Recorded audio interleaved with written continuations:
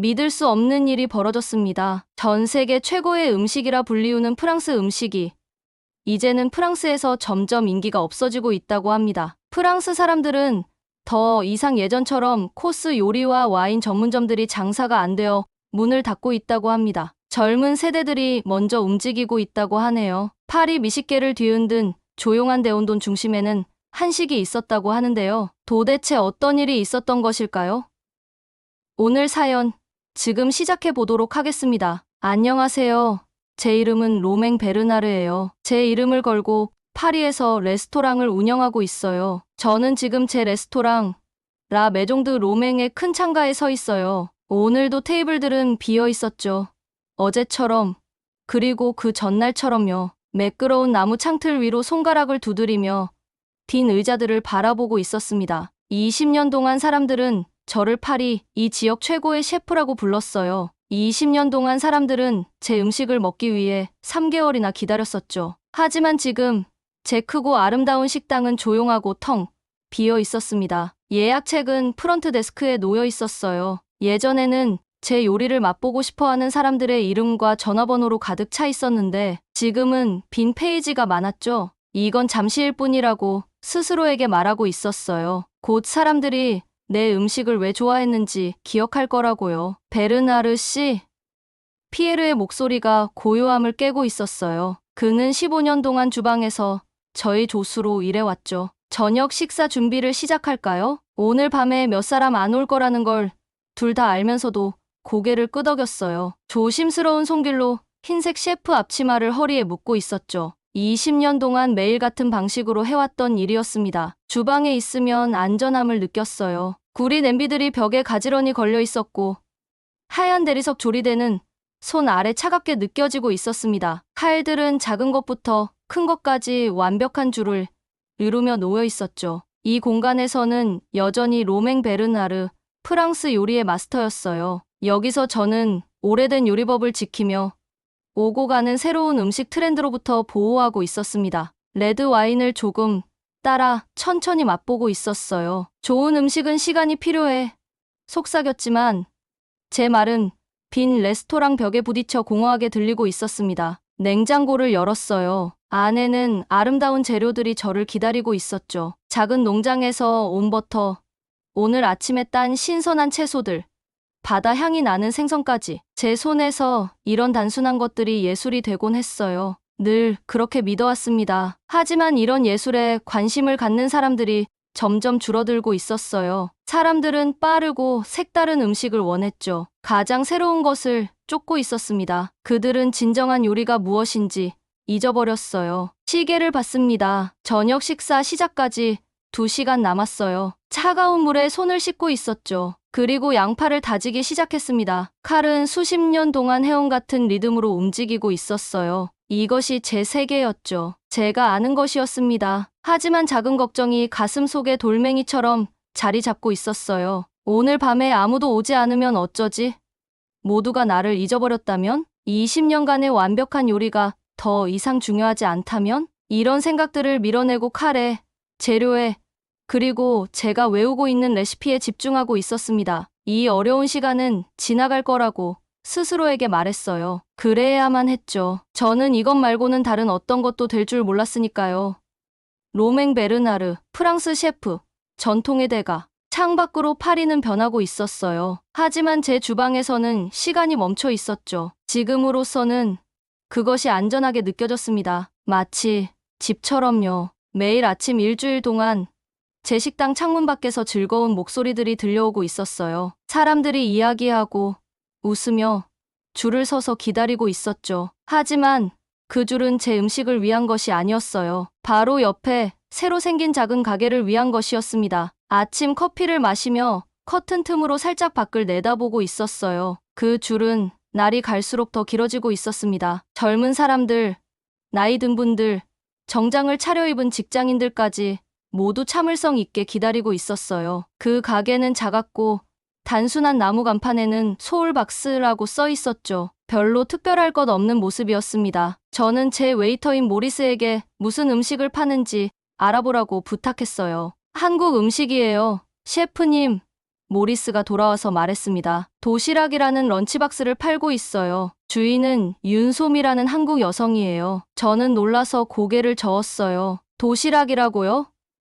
사람들이 상자에 담긴 음식을 위해 줄을 서다니? 이해가 되지 않았습니다. 제 음식은 준비하는데 몇 시간씩 걸리는데요. 각 소스는 완벽해야 하고 각 접시는 아름답게 보여야 하는데 어떻게 상자 안에 음식이 사람들을 그렇게 흥분시킬 수 있는 걸까요? 한국 음식을 한번 먹어본 기억이 났어요. 밥과 김치, 매운 양배추를 먹었었죠. 단순한 음식이었어요. 특별할 것 없었습니다. 제가 매일 정성껏 요리하는 것과는 전혀 달랐어요. 저는 제 일에 집중하려고 했지만 밖에서 들려오는 즐거운 목소리들이 계속 신경을 분산시키고 있었습니다. 창문을 통해 소울박스에서 나오는 사람들을 보고 있었어요. 그들은 작은 종이 봉투를 들고 있었고 얼굴에는 행복한 표정이 어려 있었습니다. 반면 제 식당 점심 서비스는 너무 조용해서 벽에 걸린 시계 소리까지 들릴 정도였어요. 사흘 후 예상치 못한 일이 일어났습니다. 한적한 오후 시간에 제 문에 종이 울렸어요. 고개를 들어보니 작은 여성이 서 있었습니다. 그녀는 어깨까지 오는 단정한 검은 머리를 하고 있었어요. 단순한 옷차림, 검은 바지와 하얀 셰프 재킷을 입고 있었죠. 안녕하세요, 베르나르 셰프님. 그녀가 완벽한 프랑스어로 말했어요. 그녀의 목소리는 부드럽지만 자신감이 넘쳐 보였습니다. 저는 옆 가게 소울박스의 윤소미입니다. 제 가게가 혹시 문제를 일으키고 있지는 않은지 걱정되어 왔어요. 저는 그래요. 당신의 가게와 그 긴 줄, 행복한 손님들이 제게는 큰 문제라고 말하고 싶었어요. 하지만 무언가가 저를 멈추게 했습니다. 아마도 그녀의 공손한 말투 때문이었을까요? 아니면 그녀 눈빛 속의 존경심 때문이었을까요? 저는 그저 고개를 끄덕였어요. 그녀는 작은 종이 봉투를 제게 내밀었습니다. 제가 받았을 때 봉투는 따뜻했어요. 혹시 저희 점심을 드셔보시겠어요? 그녀가 작은 미소와 함께 말했습니다. 제 고향의 단순한 음식일 뿐이지만 정성껏 만들었습니다. 저는 거절하고 싶었어요. 봉투를 그녀에게 돌려주고 싶었습니다. 하지만 봉투에서 나오는 따뜻한 냄새가 제 배를 꼬르륵거리게 만들었어요. 저는 오늘 아직 아무것도 먹지 않았었거든요. 감사합니다. 제가 말했는데 제 목소리가 의도했던 것보다 더 퉁명스럽게 들렸습니다. 그녀가 떠난 후 저는 봉투를 제 주방으로 가져갔어요. 다른 사람들은 없었습니다. 다행이었죠. 저는 아무도 제가 이 음식을 먹는 것을 보길 원치 않았어요. 조심스럽게 봉투를 열었습니다. 안에는 5개의 작은 용기가 있었어요. 하나씩 열어보았습니다. 하얀 밥, 야채와 함께 있는 달콤한 소고기, 참깨가 뿌려진 시금치, 완벽하게 잘린 노란 계란말이, 그리고 밝은 빨간색의 김치. 저는 은색 포크로 먼저 소고기를 조금 맛보았어요. 입 안에서 맛이 폭발했습니다. 달콤하고 짭짤하고 또 다른 뭔가가 있었는데 이름을 붙일 수 없었어요. 빠르게 한 입 더, 또 한 입 더 먹었습니다. 시금치는 단순했지만 고소한 맛이 일품이었어요. 계란은 부드럽고 완벽했습니다. 그 다음에는 김치를 맛보았어요. 이번에는 정말로 맛을 음미하면서요. 맵기도 했지만 새콤하고 복합적인 맛이 있었습니다. 정신을 차려보니 모든 걸 다 먹어버렸어요. 밥 한 알까지, 소스 한 방울까지. 배는 가득 찼지만 머릿속은 질문들로 가득 차 있었습니다. 어떻게 이렇게 단순한 음식이 그렇게 맛있을 수 있을까? 어떻게 이 다양한 맛들이 이렇게 완벽하게 어우러질 수 있을까? 왜 만드는데 몇 시간이 아닌 몇 분이면 충분한 식사에서 이렇게 만족감을 느낄 수 있을까? 빈 용기들을 닫아서 다시 봉투에 넣었어요. 그리고 그 봉투를 쓰레기통 깊숙이 숨겼습니다. 뭔가 잘못한 것 같은 기분이 들었어요. 마치 제가 사랑하는 프랑스 요리를 배신한 것처럼요. 하지만 그날 하루 종일 그 맛들을 계속 생각하고 있었습니다. 그 맛들은 잊을 수 없는 노래처럼 저를 따라다니고 있었어요. 그날 밤 저는 잠을 이루지 못하고 있었어요. 침대에서 이리저리 뒤척이며 이불을 덮었다가 다시 걷어내고 있었죠. 제 머릿속에선 계속 소미의 도시락에서 맛본 그 맛들이 떠오르고 있었어요. 달콤한 소고기, 완벽한 계란, 그리고 놀라웠던 김치. 이런 생각들을 밀어내려고 했지만 자꾸만 다시 떠오르고 있었습니다. 아침이 되자 저는 짜증나고 피곤한 상태였어요. 거울에 비친 제 눈 밑엔 다크서클이 선명하게 자리 잡고 있었죠. 차가운 물로 세수를 하고 저 자신을 똑바로 바라봤어요. 당신은 로맹 베르나르야. 제 자신에게 말하고 있었어요. 파리 최고의 셰프 중 한 명이지. 당신은 진짜 음식을 만들어. 전통, 음식, 시간과 기술이 필요한 음식. 저는 평소보다 일찍 레스토랑에 도착했어요. 아침 햇살이 막 빈 식당을 밝히기 시작하고 있었죠. 저는 식당 한가운데 서서 하얀 테이블보와 반짝이는 유리잔들을 바라보고 있었어요. 이 레스토랑은 예전에 행복한 사람들로 가득 차 있었는데 말이죠. 피에르가 도착했을 때 제가 갑작스러운 발표로 그를 놀라게 했어요. 우리 새로운 점심 메뉴를 만들 거야. 제가 그에게 말했어요. 좀 더 단순한 거. 하지만 여전히 아주 프랑스적인 걸로. 피에르의 눈썹이 올라갔지만 그는 그저 고개만 끄덕였어요. 제가 이런 진지한 목소리를 낼 때는 질문하지 않는 게 좋다는 걸 알고 있었죠. 그 후 3일 동안 저는 수년간 해보지 않았던 만큼 열심히 일하고 있었어요. 더 저렴하면서도 단순한 요리를 만들려고 노력하고 있었죠. 양도 더 크게 만들었어요. 심지어 소미처럼 멋진 상자에 점심을 담는 것도 생각해봤어요. 하지만 요리 방식을 바꾸려고 할 때마다 뭔가 잘못된 느낌이 들었어요. 마치 중요한 무언가를 부수고 있는 것 같았죠. 제 손은 비싼 버터를 더하고 싶어 했고 머릿속은 복잡한 소스를 만들고 싶어 했어요. 제 마음은 항상 해오던 아름다운 방식으로 음식을 배열하고 싶어 하고 있었죠. 제 자신의 요리 스타일과 싸우는 건 저를 화나게 하고 좌절감을 주고 있었어요. 나흘째 되는 날,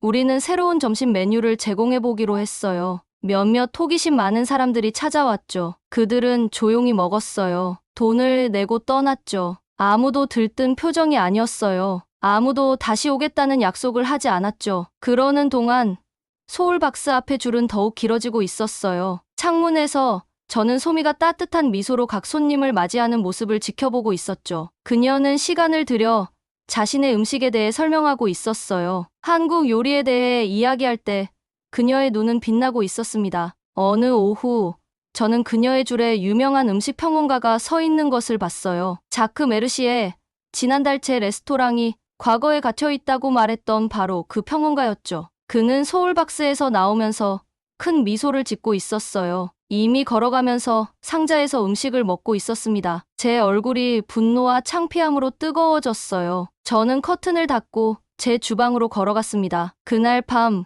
모두가 집에 간 후 저는 텅 빈 레스토랑에 혼자 앉아 있었어요. 반쯤 비어있는 와인병이 제 유일한 동반자였죠. 주변의 침묵이 무겁게 느껴지고 있었습니다. 특별한 의도 없이 저는 노트북을 열고 검색창에 한국 요리라고 입력했어요. 수천 개의 결과가 나타났죠. 저는 하나의 링크를 클릭하고 또 다른 링크를 그리고 또 다른 링크를 클릭하고 있었습니다. 한국 음식이 수천 년의 역사를 가지고 있다는 것을 알게 됐어요. 맛을 발전시키는데 몇 달 또는 몇 년이 걸리는 발효 기술에 대해 읽었죠. 한국 요리사들이 모든 식사에서 색상, 맛, 영양소의 균형을 생각한다는 것을 발견했습니다. 제가 읽는 동안 시간이 흘러갔어요. 와인병은 비워졌고 창밖의 밤은 더 어두워지고 있었죠. 화면 빛 때문에 눈이 피로해졌지만 저는 계속 읽고 있었습니다. 이건 말이 안 돼.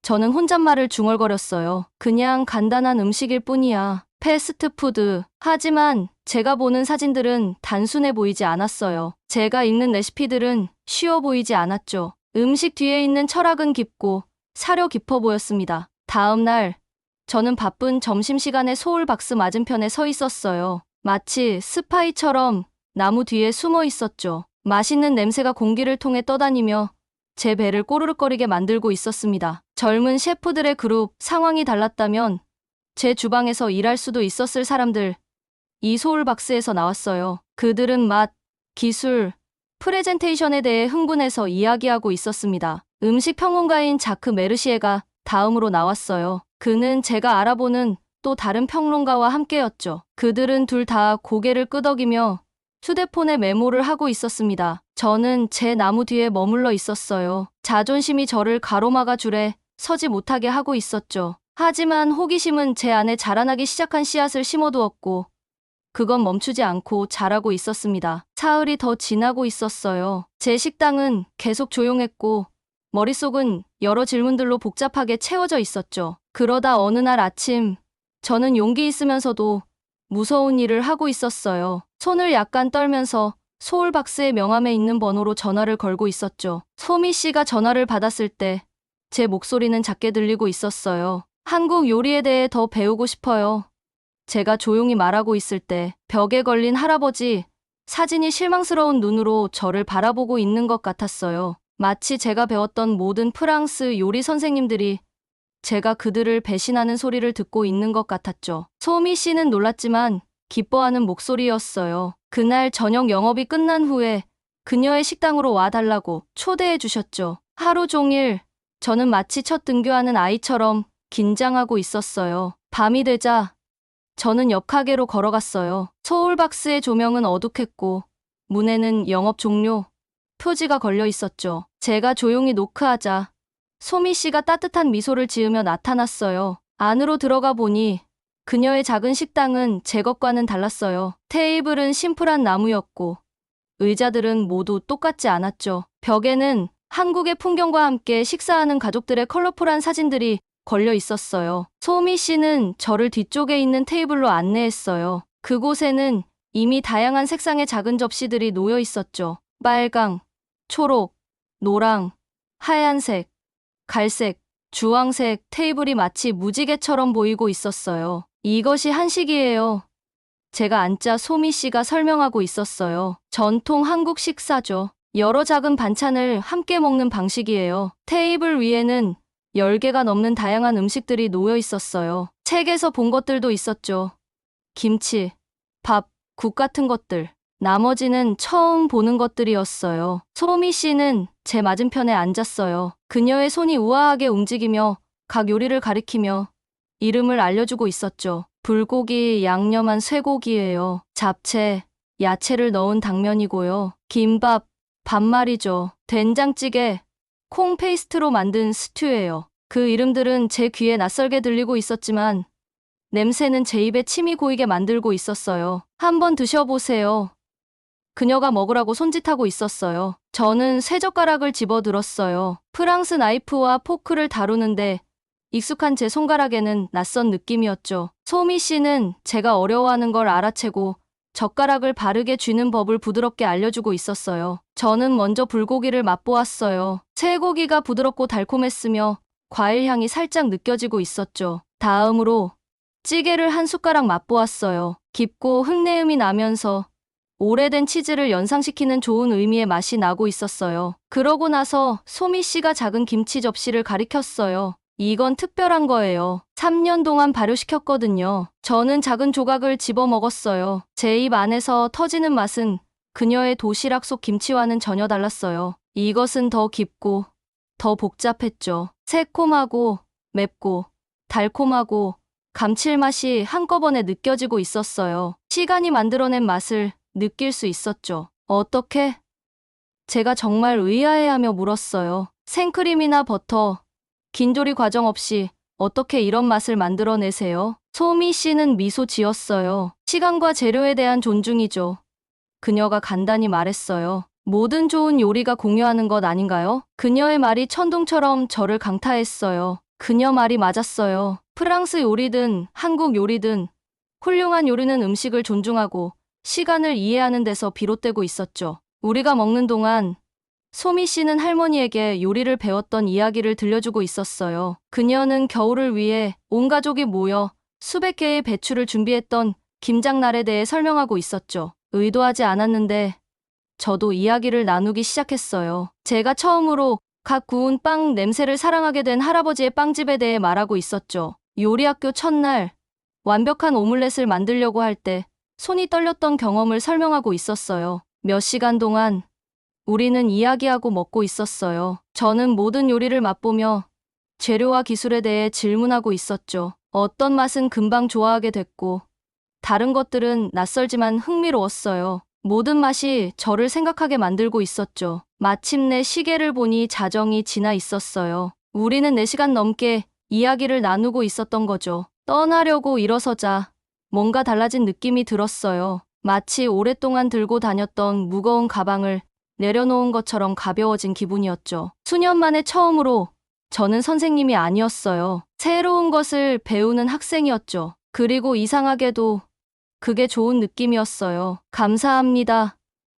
문 앞에서 소미 씨에게 말했어요. 그리고 오랜만에 진심으로 하는 감사 인사였죠. 그날 밤 저는 몇 달 만에 정말 잘 잤어요. 꿈속에서는 색과 맛이 함께 춤추고 있었어요. 프랑스 버터의 풍미와 한국 김치의 새콤함이 만나 새롭고 멋진 무언가를 만들어내고 있었죠. 다음 날 아침, 저는 새로운 에너지와 함께 일찍 일어났어요. 해도 뜨지 않았는데 저는 벌써 옷을 입고 제 레스토랑으로 향하고 있었죠. 몇 달 만에 처음으로 요리에 대한 설렘을 다시 느끼고 있었습니다. 레스토랑에 도착해서 저는 평소와는 다른 행동을 했어요. 바로 제 주방으로 가는 대신 소울박스의 뒷문을 두드렸죠. 소미 씨가 도시락을 준비하기 위해 일찍 온다는 걸 알고 있었거든요. 문을 열자 소미 씨는 저를 보고 놀라면서도 반가워하고 있었습니다. 오늘 도시락 준비하는 걸 좀 지켜봐도 될까요? 제가 물었어요. 이 말이 제 입에서 나오니 정말 이상했죠. 저 로맹 베르나르가 수백 명의 학생들에게 요리를 가르쳤던 제가 다시 학생이 되겠다고 하고 있었으니까요. 소미 씨는 미소를 지으며 저를 안으로 맞이했어요. 그녀의 주방은 제 것보다 작았지만 아주 정돈되어 있었습니다. 모든 용기에는 한국어로 라벨이 붙어 있었고 그 아래에는 프랑스어 번역도 있었죠. 그녀의 칼은 제 것과 모양이 달랐지만 똑같이 날카롭고 잘 관리되어 있었어요. 다음 2시간 동안 저는 소미 씨가 일하는 모습을 지켜보고 있었습니다. 그녀의 손이 빠르게 움직이면서 야채를 완벽한 모양으로 썰고 있었어요. 소스를 섞을 때는 계량하지 않고 이것 한 방울, 저것 한 꼬집, 그런데도 모든 것이 아주 정확했죠. 계속해서 맛을 보며 소금이나 식초를 아주 조금씩 넣어 맛을 조절하고 있었습니다. 제가 알고 있는 기술들도 보였어요.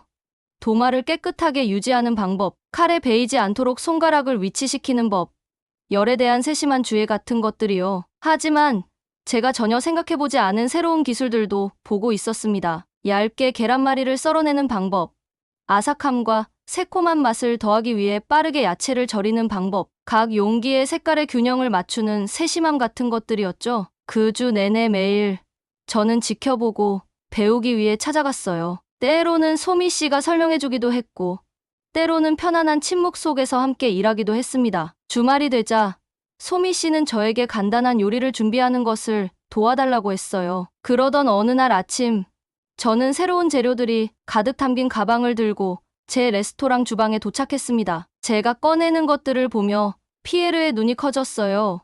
고추장, 된장, 고춧가루, 참기름, 쌀식초 같은 것들이었죠. 셰프님, 뭘 하시는 거예요? 제가 고추장과 버터를 섞기 시작하자 피에르가 물었어요. 진화하고 있는 거지. 저는 간단히 대답했습니다. 저는 생선 요리를 위한 새로운 소스를 만들기 시작했어요. 제 클래식 버터 소스를 기본으로 했지만 고추장을 약간 넣어 색감과 혀에서 천천히 올라오는 부드러운 매운맛을 더했죠. 작은 생선 조각으로 맛을 봤어요. 맛이 놀라웠습니다. 익숙하면서도 흥미로웠고 프랑스식이지만 뭔가 새로운 것이 있었죠. 하루하루 저는 제 프랑스 요리 훈련과 소미 씨에게서 배운 것들을 결합한 더 많은 요리들을 만들어 나갔어요. 된장으로 깊은 맛을 더한 소고기 스튜, 아삭한 맛을 위해 빠르게 절인 야채 샐러드, 단팥을 넣은 디저트 같은 것들이었죠. 이런 새로운 요리들을 처음 맛본 손님들은 놀라워했어요. 몇몇은 혼란스러워 보였지만 계속 먹고 있었죠. 그리고 마법 같은 일이 일어났어요. 그들이 음식에 대해 흥분해서 이야기하기 시작했고 사진을 찍고 웨이터를 불러 질문을 하고 있었습니다. 소문이 빠르게 퍼졌어요. 한 음식 평론가가 우리의 새 메뉴를 시도하러 왔죠. 그녀는 이렇게 썼습니다. 베르나르는 불가능한 일을 해냈다.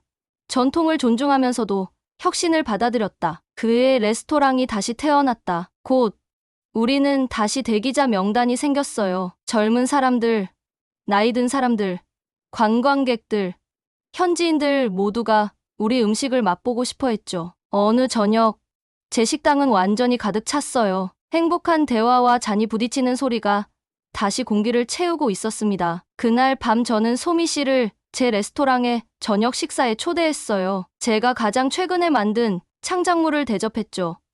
제 프랑스 전통의 버터 소스와 그녀의 한국적 배경의 대담한 발효 맛을 함께 담은 요리였습니다. 그녀는 한 입 먹고 눈을 감았어요. 눈을 뜨자 저는 그녀의 눈이 감정으로 빛나고 있는 것을 볼 수 있었습니다. 이게 바로 음식이 되어야 하는 모습이에요. 그녀가 부드럽게 말했죠. 세계를 연결하는 다리처럼요. 저는 손님들로 북적이는 제 레스토랑을 둘러보며 행복한 고객들의 목소리와 자랑스러워하는 직원들의 얼굴을 보고 있었어요. 저는 제가 잊고 있었던 것을 마침내 이해했습니다.